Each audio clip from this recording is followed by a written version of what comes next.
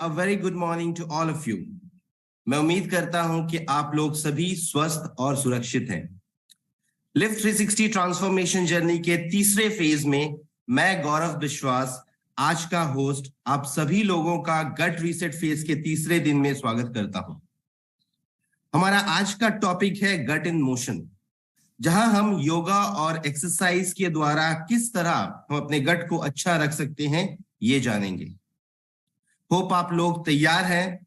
तो मुझे आज्ञा दीजिए कि मैं आज के पहले स्पीकर डॉक्टर श्याम, जो कि हमारे इनोवेशन और साइंस टीम के डायरेक्टर हैं और इस उभरते हुए मार्केट इनोवेशन और साइंस पोर्टफोलियो को लीड भी कर रहे हैं, उन्हें मैं आज बुलाना चाहूंगा ऑन द वर्चुअल स्टेज।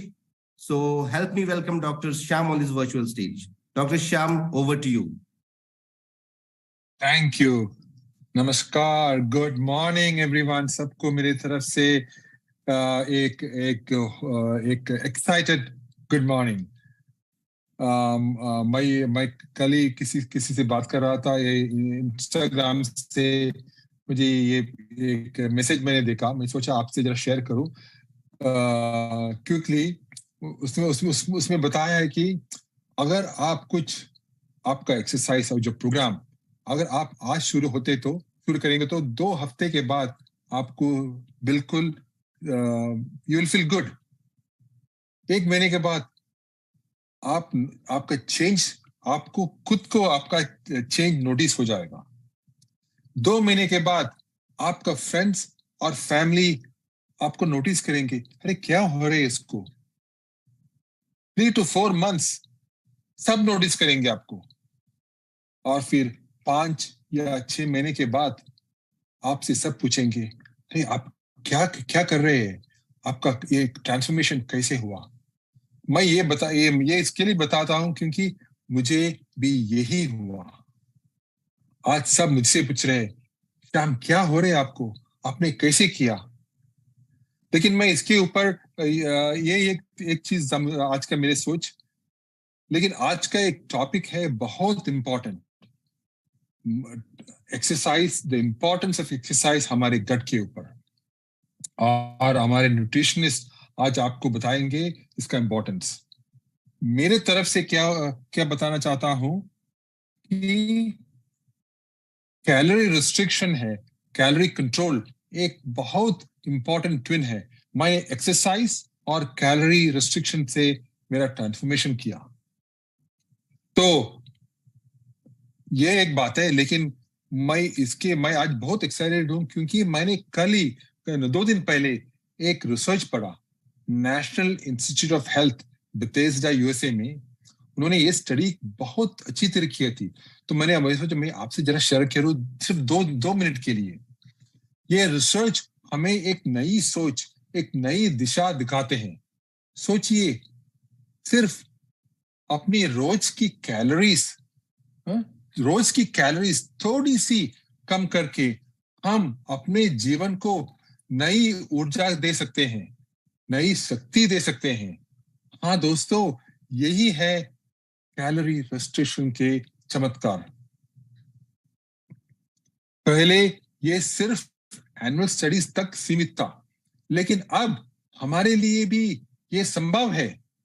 ये स्टडी ने दिखाया है कि सिर्फ 12%, सोचो 12% कैलोरी कम करने से भी एजिंग के बायोलॉजिकल पैथ में सुधार आते हैं। तो सिर्फ वेट के लिए नहीं, हमारे एजिंग के लिए भी ये बहुत इंपॉर्टेंट है। ये सुधार सिर्फ हमारे स्वास्थ्य में नहीं, बल्कि हमारे जीवन शैली में भी पॉजिटिव परिवर्तन ला सकते हैं। और सबसे खास बात, ये रिसर्च दिखाते हैं कि कैलोरी रिस्ट्रिक्शन से हमारे बॉडी के कुछ खास जीन्स एक्टिवेट होते हैं जो एनर्जी बढ़ाते हैं और इन्फ्लेमेशन को कम करते हैं। तो मतलब थोड़ी सी मेहनत, थोड़ा सा परिवर्तन, और हम अपने आप को एक नई शक्ति दे सकते हैं, एक नई उमंग दे सकते हैं। चलिए दोस्तों, अब हमारे न्यूट्रिशंस को मिलेंगे जो हमारे लिए कैलोरी रिस्ट्रिक्शन के बाद no I am sorry, gut transformation के बाद एक्सरसाइज और गट के बारे में बात करेंगे। उनका नाम है दीपांजलि। दीपांजलि, चलिए your presentation. Thank you so much sir. नमस्ते टू ऑल ऑफ यू। मैं आपकी न्यूट्रिशनिस्ट दीपांजलि बोल रही हूँ और बहुत अच्छा लग रहा है आज थर्ड डे पे इतनी एक्साइटेड आप लोगों को देख करके। और अभी तक आपने ये सीखा कि किस तरीके से हम अपना डाइट पैटर्न चेंज करें सो दैट हमारे हेल्थ रिलेटेड जो प्रॉब्लम होती है या फिर इस ट्रांसफॉर्मेशन जर्नी में हमें कितना मॉडिफिकेशन करने को पता चला है जो आपकी डाइट बताई गई थी।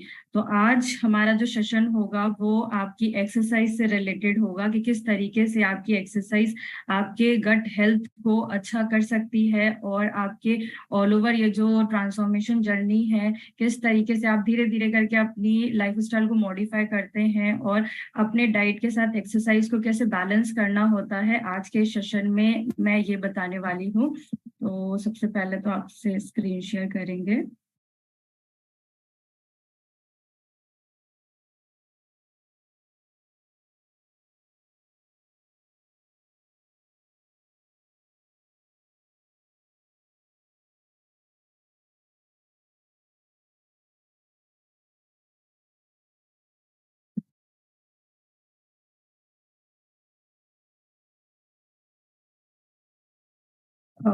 मेरी स्क्रीन दिख रही है? हाँ Deepanjali. Thank you sir. Okay, तो आज का जो टॉपिक है gut in motion, the transformative power of yoga and exercise for optimal gut health. ये आपकी जो एक्सरसाइज होती है, यूजुअली हमने ये देखा है कि हम अपना डाइट तो बैलेंस कर लेते हैं बट हमारी जो एक्सरसाइज होती है उसे बैलेंस करने में हमें थोड़ी तकलीफ होती है या फिर हम उन चीज़ों को फॉलो नहीं कर पाते हैं जो हमें शुरू से बताया जाता है कि एक्सरसाइज हमारे लिए कितना एक अच्छा इफेक्ट देती है। आपका जो गट है जब आप एक्सरसाइज करते हैं तो उसमें किस तरीके से एक स्ट्रेंथ आती है, वो किस तरीके से हेल्दी होता है, ये शायद आपको भी नहीं पता है। जब आप एक्सरसाइज करना स्टार्ट करते हैं तो आपको ये रियलाइज होता है कि यस इट इज फंक्शनिंग और किस तरीके से आपकी जो डेली लाइफ है वो मॉडिफाई हो रही है, क्योंकि आप सभी जानते हो कि गट हमारा एक सेकेंड ब्रेन की तरीके से वर्क करता है। और सेकेंड ब्रेन इसे क्यों कहते हैं, क्योंकि जैसा आपका गट होगा उसी तरीके से आपका ब्रेन वर्क करता है। तो नेक्स्ट स्लाइड में मैं ये देखूंगी कि आप लोग अपने आप को एक रेट करो, मतलब इन 2 दिनों से पहले आप कितने एक्टिव थे अपनी बॉडी को लेकर के, मतलब एक्सरसाइज कितना करते थे और अभी कितना स्टार्ट किया है। इसके अकॉर्डिंग आप अपने आप को अगर रेट देंगे तो आप अपने आप को कहाँ रखोगे? First is lowest and 10 is highest.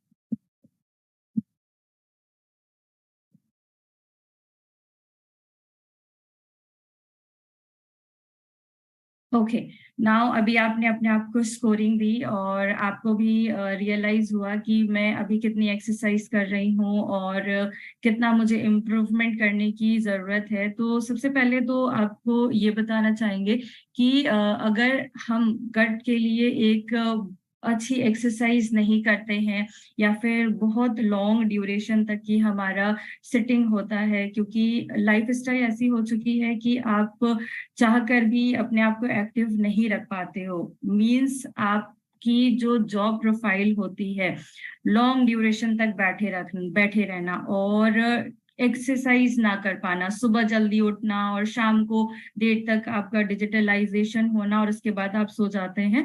तो इन दैट कंडीशन क्या इम्पैक्ट आता है आपके गट पर? तो सबसे पहला आपका इम्पैक्ट आता है वो ब्लड फ्लो का डिक्रीज होना। आपकी जो रक्त वाहिनियां होती हैं उनका जो सर्कुलेशन होता है वो कम हो जाता है। बट हमारे बहुत लंबे समय तक बैठे रहने से इसका क्या इम्पैक्ट है कि आपकी इस ब्लड सर्कुलेशन का जो फ्लो होता है वो कम हो जाता है।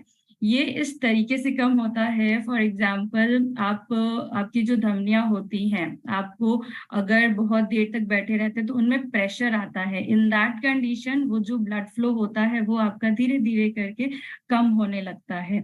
और अगर दूसरा इम्पैक्ट देखा जाए, आपका जो डाइजेस्टिव ट्रैक होता है उस पर प्रेशर आता है, आपका जो डाइजेस्टिव ट्रैक यानी इंटेस्टाइन है, आपका कोलोन है, वो श्रिंक होने लगता है। अब इन दैट कंडीशन जब आप बहुत देर तक बैठते हैं तो वो आपका अगर श्रिंक होगा तो इट मीन्स कि आपका गट अच्छी तरह से वर्क नहीं कर रहा है।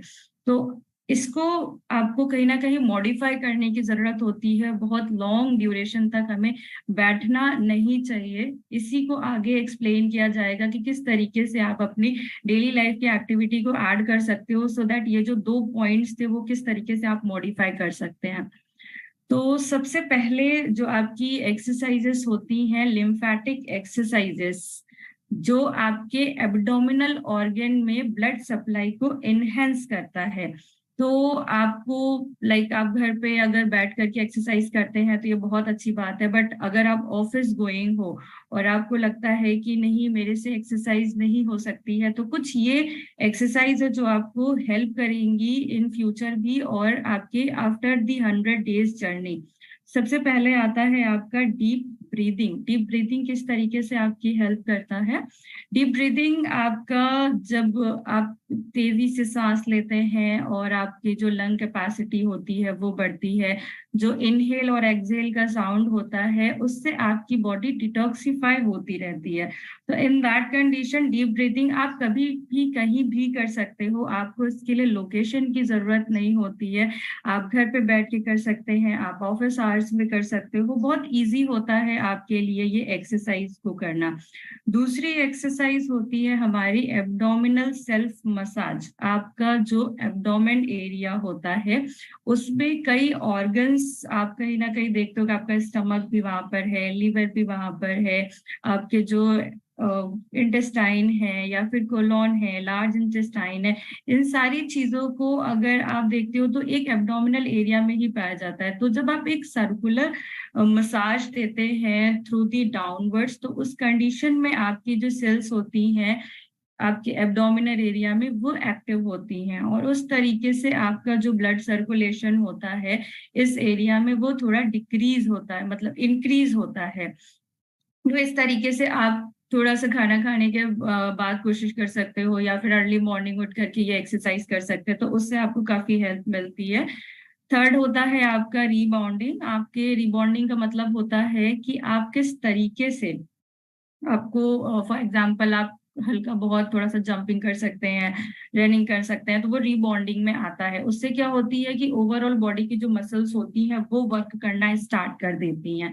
थर्ड आपका आता है ट्विस्टिंग एंड रोटेशनल मूवमेंट। आप अपने ऑफिस में बैठे हुए हैं, आपको लग रहा है कि पूरे दिन बैठा हुआ रह गया है और अभी तक मैंने एक्सरसाइज नहीं की है, तो इन दैट कंडीशन आप ट्विस्टिंग कर सकते हो। फॉर एग्जांपल आपने इस तरीके से मूवमेंट करी तो ऑल ओवर अगेन आपका जो बॉडी पार्ट होता है, आपका शोल्डर हो गया, आपका स्टमक हो गया, वो मूवमेंट करते हैं। तो इन दैट कंडीशन ऑफिस में भी बैठे बैठे अगर आप ये रोटेट करना चाहो, ट्विस्ट करना चाहे बॉडी को, तो आप आराम से कर सकते हो।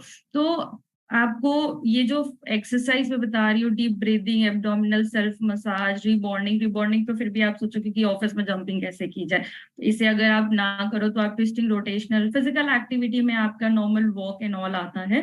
तो ये एक्सरसाइज धीरे धीरे करके आप अपने आप से स्टार्ट कर सकते हो, आप ऑफिस में कर सकते हो, सो दैट एक पर्टिकुलर टाइम पे आपकी बॉडी काफी लॉन्ग ड्यूरेशन तक ना बैठे। अगर आपकी बॉडी लॉन्ग ड्यूरेशन तक बैठ रही है तो वो जो 2 कारण आपको बताए थे, ब्लड फ्लो जो होता है वो डिक्रीज हो जाता है, जो डाइजेस्टिव ट्रैक होता है वो ठीक से वर्क नहीं करता है, तो उन चीजों को मॉडिफाई करने के लिए आप इन एक्सरसाइज को स्टार्ट कर सकते हैं।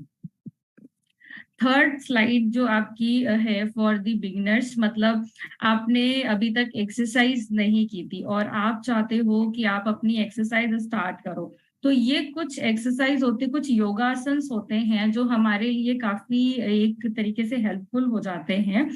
आपको जो सबसे पहला है अधोमुख शवासन, ये आप पहले आप जानते हो कि हम 4 पद से द्विपदीय हुए हैं, मतलब पहले हम एज अ एनिमल थे, उसके बाद धीरे धीरे करके हमारी बॉडी डेवलप हुई और हम बाय 2 लेग्स हमने वॉक करना स्टार्ट करी। तो ये जो एक आपका जर्नी था, काफी लंबा जर्नी, हम उन चीजों को भूल गए, हमारी लाइफस्टाइल ऐसी हो गई कि हमारे लिए चीजों को अडेप्ट करना थोड़ा सा मुश्किल हो गया है। और एक्सरसाइज आई थिंक बहुत कम लोग हैं जो करना चाहते हैं या कर रहे हैं। तो ये आपके लिए एकदम सिंपल एक्सरसाइज, लाइक आपने देखा होगा कि डॉग्स को जब वो उठते हैं तो वो एक अच्छे से स्ट्रेचिंग करते हैं। तो इन दैट कंडीशन उनका जो एनिमल्स का एक एटीट्यूड होता है, उनको उनको किस तरीके से उनमें चपलता होती है, तो वो आप देख सकते हो। उसी तरीके से आप भी उन चीजों को कर सकते हो। तो ये अधो मुखासन आपके जो एब्डोमिनल एरिया होता है या जो स्पाइन एरिया होता है उस पर अच्छे से वर्क करता है। आप इस चीज को फॉलो कर सकते हैं। भुजंग आसन आपका कोबरा पोज होता है। कोबरा पोज में आपने देखा कि आपका जो कपाल से रिलेटेड एरिया है, जो आपका स्पाइन रिलेटेड एरिया है, उस पे किस तरीके से आप देख रहे हो कि एक स्ट्रेचिंग आ रही है। मतलब वहां के एरिया का, एब्डोमिनल एरिया का जो मसल्स है या फिर जो आपके स्पाइनल एरिया का जो मसल्स है वो किस तरीके से एक्टिव हो रहा है, आपकी लंग कैपेसिटी को बढ़ाता है अगर आप ये कोबरा आसन करते हैं। सेम इसी तरीके से आपका जो धनुरासना है, इसमें भी आपका जो कपाल है या फिर जो आपके शोल्डर्स हो रहे हैं या फिर जो स्पाइन है, ऑल ओवर बॉडी इसमें वर्क हो रहा है। इट मीन्स कि सारी मसल्स आपकी वर्क कर रही हैं। इसी के बाद आते हैं आपके वज्रासन पे। वज्रासन आप सभी आई थिंक जानते हैं कि हम जब भी खाना खाते हैं और उसके बाद अगर आप वज्रासन करते हो तो आपको एक अच्छा डाइजेशन मिलता है। तो इस तरीके से आप ये देख लो कितना सिंपल आसन है और आप आराम से कर सकते हैं। और इसमें भी आपका जो डाइजेस्टिव ट्रैक होता है वो काफी ज्यादा हेल्पफुल हो जाता है। उसके बाद आता है आपका नौकासन। अगेन इसमें भी आपका जो कपाल है, मतलब जो आपका पेट है, वो इस तरीके से आपने उसमें देखा स्ट्रेचिंग हो रही है। आपका जो सेंटर है उसमें आपको इतनी अच्छी डाइजेशन ट्रैक हो रहा है, उसमें डाइजेशन हो रहा है। तो आप इस आसन को कर सकते हैं। थर्ड पोज होता है आपका कैट पोज, मर्जरासन, जो आपकी कैट्स होती हैं उस तरीके से। अगेन इस पे आपका स्पाइन और कपाल दोनों चीजों पे फोकस किया जा रहा है। तो यहाँ से आपको ये बिगिनर्स के लिए एक्सरसाइज होती है कि आप धीरे धीरे करके इसको मॉडिफाई कर सकते हो। और इसे करना बहुत ज्यादा मुश्किल नहीं होता है, हर एज के लोग कर सकते हैं। बट यस, अगर आपको किसी तरीके की दिक्कत है, लाइक डॉक्टर्स ने आपको रेस्ट्रिक्ट किया है फॉर सम एक्सरसाइज, तो आप उसमें ये चीजें अवॉइड कर सकते हैं। और नेक्स्ट स्लाइड, आप जब धीरे धीरे करके इन एक्सरसाइज को करने लगते हैं, आपकी बॉडी इन चीजों को अडेप्ट कर लेती है, तो आप एडवांस लेवल पर आते हो। धीरे धीरे करके आप उन एक्सरसाइज को running, cycling, sport and athlete, इन सब चीजों पे थोड़ा सा फोकस करना स्टार्ट कर देते हो। तो आपको भी पता है कि जब आप अपनी बॉडी में एक्टिविटी करते हैं तो उसमें आपका जो गट माइक्रोब्स होता है वो किस तरीके से आपका हेल्दी हो जाता है। आपकी जो गुड बैक्टीरिया और बैड बैक्टीरिया का बैलेंस होता है वो कहीं ना कहीं वो अनुपात सही होने लगता है। तो अपने आप को आपने एक्टिविटीज के थ्रू जरूर से जरूर डेडिकेट करना है। आप डाइट फॉलो कर रहे हो बट अगर आप एक्सरसाइज फॉलो नहीं कर रहे हैं तो शायद आपको भी ये फील होगा कि हाँ, मेरे अंदर वो चेंजेस नहीं आ रहे हैं एज पर अदर्स, क्योंकि उन्होंने दोनों चीजें फॉलो करी हैं बट आपने ये दोनों चीजें फॉलो नहीं की। तो आपने धीरे धीरे करके ग्रेजुअली अपनी एक्सरसाइज को इंक्रीज करना है, फ्रॉम 5000 स्टेप्स टू 10,000 स्टेप्स। एक बार में 10,000 स्टेप्स तक नहीं जाना है, क्योंकि हमारी बॉडी को धीरे धीरे करके मॉडिफाई करने की जरूरत होती है। और नेक्स्ट स्लाइड, आपको एक ये मिथ आपने भी सुना होगा कि हम वाटर क्या ड्यूरिंग एक्सरसाइज ले सकते हैं, या फिर आपका जो वाटर का इनटेक होता है वो बिफोर और आफ्टर एक्सरसाइज ले सकते हैं। आप में से बहुत लोग ऐसा सोचते होंगे और आई थिंक ये एक मिथ ही है कि आप ड्यूरिंग एक्सरसाइज वाटर का इनटेक नहीं कर सकते हैं या फिर आफ्टर एंड बिफोर एक्सरसाइज से आप वाटर इनटेक नहीं कर सकते हो। जब हम एक्सरसाइज करते हैं तो हमारी बॉडी का हाइड्रेट रहना बहुत जरूरी होता है। तो इन दैट कंडीशन ये जो मिथ है आज कहीं ना कहीं आपको सॉल्व हो जाएगा कि यस, वाटर का इनटेक आपने करना होता है। एक्सरसाइज के पहले भी, एक्सरसाइज के बाद भी और ड्यूरिंग एक्सरसाइज भी आप एज अ सिप्स वाटर का इनटेक कर सकते हैं।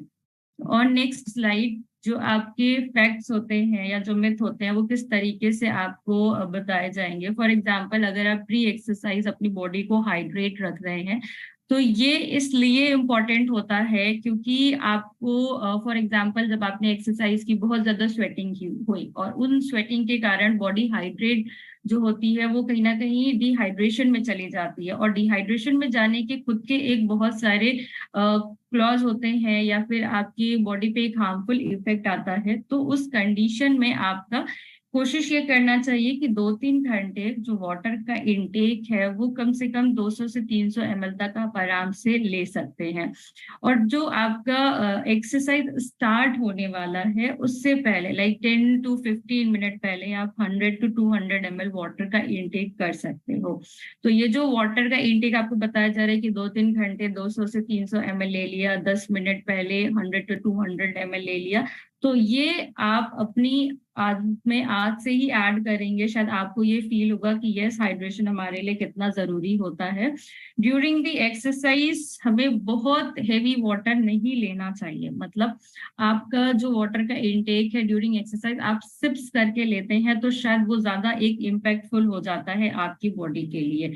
ऑन दी अदर हैंड, जब आप पोस्ट एक्सरसाइज हाइड्रेशन करते हैं तो उसमें भी आपको ध्यान रखना चाहिए कि एक बार में बहुत ज्यादा बेवरेजेस, मतलब बहुत ज्यादा वाटर इनटेक ना हो। और एनी हाउ अगर आप ले रहे हैं, धीरे धीरे करके आप स्टार्ट करोगे और कोशिश करिए कि वो वाटर इनटेक हो जिससे आपका जो स्वेटिंग हुआ था और जो आपका इलेक्ट्रोलाइट इम्बैलेंस हुआ था उसमें आपको थोड़ी सी हेल्प मिले। फॉर एग्जाम्पल, इलेक्ट्रोलाइट आप जानते हैं सोडियम एंड पोटेशियम, तो इन चीजों के लिए आपका जो वाटर इनटेक होगा उसमें लेमन वाटर है, मिंट वाटर है, इन्फ्यूज्ड वाटर है। तो पोस्ट एक्सरसाइज हमें इन वाटर्स का इनटेक करना चाहिए, ना कि नॉर्मल वाटर, सो दैट जो हमारा इलेक्ट्रोलाइट इम्बैलेंस होता है वो कहीं ना कहीं बैलेंस में हो जाए।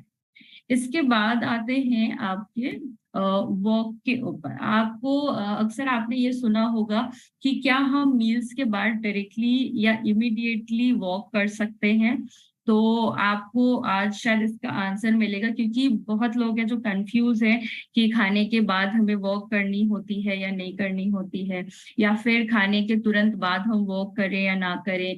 अक्सर हम खाने के बाद कोशिश करते हैं कि बैठकर टीवी देखें या फिर आप लेटने की कोशिश करते हो। इसके पीछे का जो रीजन होता है वो ये होता है कि आप अपनी जो भी डेली लाइफ, मतलब आपने जो शेड्यूल फॉलो किया, आप सुबह से चीजों को फॉलो नहीं कर पाए। आपका ऑफिस आवर्स, अब जब वहां से आते हैं वो ऑलरेडी इतना लेट हो जाता है कि आपका डिनर का टाइम कहीं ना कहीं बैलेंस नहीं हो पाता। आपने अपना डिनर लेट किया, उसके बाद आप डायरेक्टली सोने के लिए चले जाते हो। तो इन कंडीशंस में आज ये जो क्वेरी है कि हम इमीडिएट वॉक कर सकते हैं या नहीं कर सकते, इसके लिए आपको अपना शेड्यूल ठीक करना होगा सो दैट आपको इसका आंसर मिले कि हाँ कर सकते हैं। अगर कर सकते हैं तो ऑब्वियस है कि आपको शेड्यूल अगर बैलेंस नहीं होगा तो आप अगेन डायरेक्टली सोने के लिए चले जाएंगे और आप अपनी एक्सरसाइज इमीडिएट नहीं कर पाएंगे। ओके, तो आपको जो इसका आंसर है कि इमीडिएट वॉक आपको इमीडिएट तो करनी होती है, बट वो बहुत ज्यादा आपकी जो वॉक होती है बहुत तेज नहीं होनी चाहिए। आप कोई बहुत ऐसी एक्टिविटी ना करें जो आपके डाइजेशन पे इम्पैक्ट डाल रही हो। तो बेहतर है कि आप अपनी वॉक जो है वो 100 स्टेप्स जो होते हैं आप उसके थ्रू स्टार्ट कर सकते हो। मतलब आपने खाना खाया, आपने 100 स्टेप्स ले लिए इमीडिएटली। इन दैट कंडीशन जो आपको बेनिफिट्स मिलते हैं, सबसे पहला जो बेनिफिट होता है डाइजेशन इम्प्रूव होना। आपने खाना खाने के बाद जब आपको 100 स्टेप्स आप चलते हो तो आपका जो डाइजेशन होता है वो स्टिमुलेट हो जाता है, और जो आपके गैस्ट्रोइंटेस्टाइनल मसल्स होती हैं वहां कॉन्ट्रैक्शन स्टार्ट हो जाता है, मतलब आपका डाइजेशन कहीं ना कहीं अच्छा होने लगता है। आपका जो दूसरा एक बेनिफिट मिलता है, ब्लड शुगर जो होता है वो आपका कंट्रोल हो जाता है। जब आप एक्सरसाइज करना स्टार्ट करते हैं तो उस कंडीशन में क्या होता है, आपके जो ब्लड शुगर्स होते हैं वो धीरे धीरे करके बॉडी में एब्जॉर्ब होते हैं। इन दैट कंडीशन आपका जो ब्लड शुगर लेवल्स होता है वो कंट्रोल में रहता है। थर्ड होता है आपके हेल्दी वेट में कहीं ना कहीं मेंटेन जो रहता है। अगर आपने खाने के बाद वॉक करी तो जो भी कैलोरी होती है वो यूज होने लगती है, तो उस तरीके से आप अपना हेल्दी वेट गेन कर सकते हैं। हार्ट बर्न और इंडाइजेशन, सभी को पता होता है खाना खाने के बाद जब आप वॉक करते हो तो वो जो एक डाइजेशन और इनडाइजेशन और हार्ट बर्न का कहीं ना कहीं एक सिनेरियो आता है, उसमें थोड़ी सी हेल्प मिलती है। प्लस आपकी एनर्जी और मूड भी अच्छा रहता है। मतलब आप थोड़ी सी एक्टिविटी करते हो तो आपको भी पता चलता है कि हाँ आज मैं बहुत खुश हूँ। तो ये कंडीशन यही होती है कि आप अपनी एक्सरसाइज को कंटिन्यू रखो। Do you feel happy when you exercise? Do you know why? इसका जो रीजन होता है कि अगर आप एक्सरसाइज कर रहे हो, कई बार मेरे पास क्लाइंट्स आते हैं, वो कहते हैं कि मैम मैं तो डेली एक्सरसाइज करता हूँ, और उनकी उस बात से मुझे खुशी मिलती है। इवन उन्हें भी खुशी मिलती है कि वो एक्सरसाइज कर रहे हैं, इट मीन्स कि उनके बॉडी के अंदर डिफरेंट हॉर्मोन्स होते हैं वो रिलीज हो रहे होते हैं। तो आपको अगर एक्सरसाइज डेली बेसिस पे करनी है तो शायद आपका जो मूड होता है वो बहुत अच्छा रहता है, पॉजिटिव एनर्जी बनी रहती है, ओवरऑल हेल्थ पे काफी अच्छा इम्पैक्ट आता है। तो कुछ ऐसे हॉर्मोन्स हैं जो आपकी ड्यूरिंग द एक्सरसाइज बॉडी से रिलीज होते हैं। फॉर एग्जांपल एंडोफ्रेंस जो आपके होते हैं, उनमें painkiller, as a painkiller उन्हें बोला जाता है, और आपके मूड बस्टर्स होते हैं। जब आप अपनी एक्सरसाइज करते हैं तो ये आपका जो हार्मोन होता है वो रिलीज होता है, सेरोटोनिन, डोपामाइन, नॉर एपिनेफ्रिन, ये सारे जो हॉर्मोन्स हैं ये बॉडी में धीरे धीरे करके आपके रिलीज होते रहते हैं। जैसे आपने सुना होगा कि हमें जो डोपामाइन होता है प्लेजर देता है, तो इन दैट कंडीशन आप एक्सरसाइज करेंगे तो वो प्लेजर आपको मिलेगा। सेरोटोनिन जो होता है वो आपके मूड को, एपेटाइट को, स्लीप को रेगुलेट करता है। तो ये सारे हॉर्मोन्स आपकी बॉडी से रिलीज होते हैं जब आप एक्सरसाइज करते हैं। इट मीन्स कि आप हैप्पी फील करते हो अगर बॉडी एक्टिव रहती है। देन आपको इसके बारे में शायद कभी आपने सुना होगा कि अगर हम लेफ्ट साइड लेटते हैं तो क्या हमारे बेनिफिट्स को कुछ इस तरीके का मतलब जो गट होता है क्या उसको कोई ऐसा बेनिफिट मिलता है? तो इसका जो आज क्वेरी है वो सॉल्व होगा। रेस्ट आपको लेफ्ट साइड इसलिए सोने के लिए बोला जाता है क्योंकि आपका जो स्टमक होता है वो थोड़ा सा लेफ्ट साइड अपवर्ड्स होता है, और जो आपके रिफ्लक्स होते हैं वो कहीं ना कहीं कम हो जाते हैं जब आप लेफ्ट साइड लेटते हैं। क्या बेनिफिट्स आपको मिलते हैं? आपका जो डाइजेशन होता है वो इम्प्रूव होता है, आपके जो एसिड रिफ्लक्स होते हैं वो इम्प्रूव होते हैं, जो आपकी लिम्फेटिक ड्रेनेज होती है वो इम्प्रूव होती है। लिम्फेटिक आपके फॉर एग्जांपल आपको पता है कि अगर आप रात में, मतलब कई बार कई लोगों ने ये फील किया है कि वो राइट साइड सो रहा है तो उस कंडीशन में उनको बहुत ज्यादा रिफ्लक्स आ रहे हैं, इनडाइजेशन हो रहा है, ठीक से नींद नहीं आ रही है। तो इस तरीके से आपको लेफ्ट साइड अगर आप सोते हैं तो डिफरेंट काइंड ऑफ बेनिफिट्स आपकी बॉडी को प्रोवाइड होते हैं। देन कुछ टिप्स हैं जो आपको ड्यूरिंग दी एक्सरसाइज आपको फॉलो करनी है। आपको अच्छे फुटवेयर्स पहनने हैं सो दैट आपको वॉक में या फिर रनिंग में कोई दिक्कत ना हो। आपको अच्छे कपड़े पहनने हैं। इस अच्छे कपड़े का मतलब है कि ऐसे कंफर्टेबल क्लोथ्स जो आपको कहीं ना कहीं इस तरीके की एक्सरसाइज जो आपके ट्रेनर्स आपको बताते हैं वो करने में थोड़ा सा इजी फील होता है। देन आपको कोशिश करना चाहिए कि हफ्ते में एटलीस्ट 4 से 5 बार एक्सरसाइज, जो लोग कहते हैं कि मैं एक्सरसाइज नहीं कर सकता हूँ और मुझे थोड़ा सा टाइम नहीं मिलता है या ऐसी कोई दिक्कत है, तो कोशिश करिए कि आप अगर डेली बेसिस पे 7 डेज में एक्सरसाइज नहीं कर पा रहे तो आप 5 डेज 4 डेज भी एक्सरसाइज कर सकते हैं। और अगर आप बहुत देर तक वर्क प्लेस पर हैं या फिर आपको थोड़ा सा ब्रेक मिला है तो फिर आप अपनी मोबाइल ना चला करके थोड़ी सी स्ट्रेचिंग वगैरह भी कर सकते हो, जो कि आपको अर्लियर जो स्लाइड थी उसमें बताया गया। और आपको ये ध्यान रखना चाहिए कि आप जिस भी पार्टनर को अपने साथ एक्सरसाइज के लिए सिलेक्ट कर रहे हैं वो हर टाइम मोटिवेटेड रहे और आपको भी मोटिवेट करता रहे। देन कुछ चीजों का आपको ध्यान रखना है। आपकी जो भी फिजिकल एक्टिविटीज होती हैं आपको तभी करनी है जब आप अपने फिजिशियन से पूछ लेते हैं। फॉर एग्जांपल कुछ ऐसी कंडीशंस हैं जैसे आपके स्पाइन रिलेटेड प्रॉब्लम है, ऑर्थो रिलेटेड प्रॉब्लम है, तो आपको जो एक्सरसाइज आगे बताएगी या फिर जो योगा पोस्चर्स आपको बताया गया वो सभी के लिए अलाउ नहीं किया जाता है। तो आपको ये ध्यान रखना है कि आप अपने फिजिशियन से सबसे पहले राय लेंगे, उसके बाद ही आप उन एक्सरसाइज को करेंगे। कोई भी एक्सरसाइज को ओवर डू नहीं करना है, आपको ग्रेजुअली एक्सरसाइज स्टार्ट करनी है विद स्मॉल स्टेप्स। धीरे धीरे करके आपको एक्सरसाइज इंक्रीज करनी है। आप एक बार में हैवी एक्सरसाइज नहीं करेंगे, अदरवाइज आपकी बॉडी उन चीजों को अडेप्ट नहीं कर पाएगी और मसल ट्रेन एंड ऑल ये सारी चीजें आप फॉलो करोगे। ठीक है, तो ये 3 जो पॉइंट्स थे वो शायद आपको समझ में आ गया होगा। ओके, जो आपको 5 थिंग्स हैं जो कि आपको ध्यान रखनी है। सबसे पहली चीज है कि आपको अपना पोस्चर ठीक करना होगा। आप जब बैठते हैं तो कोशिश करिए कि आपका स्पाइन स्ट्रेट हो, आप एक गुड एंड कंफर्टेबल पोस्चर में बैठे हों। उसके बाद आपको ये ध्यान रखना होता है, take advantages of breaks and move around. ये एडवांटेज किस चीज के लिए है? जो आप लॉन्ग ड्यूरेशन तक अपने ऑफिस में बैठे रहते हैं या फिर आपकी जो मीटिंग्स होती हैं अगर आप उसमें बैठते हैं तो कोशिश करिए कि आप वो वॉक करके यूज करो, या फिर ड्यूरिंग दी ऑन कॉल अगर आप रहते हैं तो उसमें भी आप वॉक करके अपने स्टेप्स काउंट को बढ़ा सकते हैं। Set your alarm once every hour and get up to move around the 5 minute. आप अपने अलार्म को सेट कर सकते हो सो दैट हर 5-10 मिनट में आप उठे और थोड़ा सा अपने चारों तरफ घूम कर आए। आप ऑफिस एरिया में ही क्यों ना बैठे हो, बट आप ये एक्सरसाइज आराम से कर सकते हैं। उसके बाद आपका जो पॉइंट आता है, आपको कोशिश ये करनी है कि मॉर्निंग और नाइट तो both the time make sure the stretch. आप स्ट्रेचिंग करना ना भूलें।